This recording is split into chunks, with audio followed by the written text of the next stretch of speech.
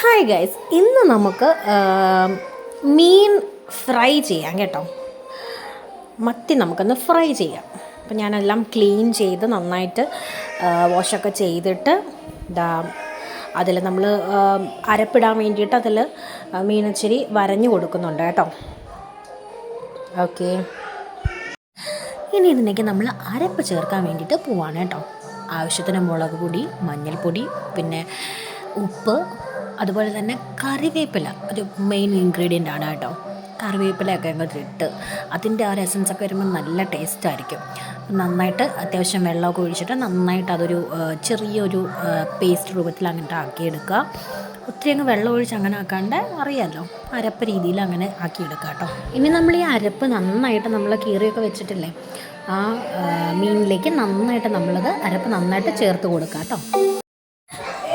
ഇനി ഇത് നന്നായിട്ട് അരപ്പൊക്കെ അങ്ങോട്ട് തേച്ച് സെറ്റ് ചെയ്തവിടെ വെച്ചിട്ടുണ്ട് കേട്ടോ.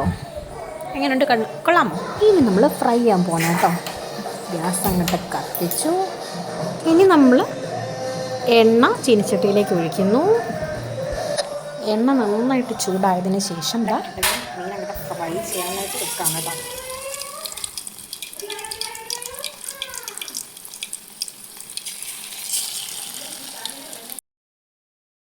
അപ്പോൾ ഇതാ മീനിങ്ങനെ കിടന്ന് നന്നായിട്ടതേ മുരിഞ്ഞൊക്കെ സെറ്റായി വരുന്നുണ്ട്.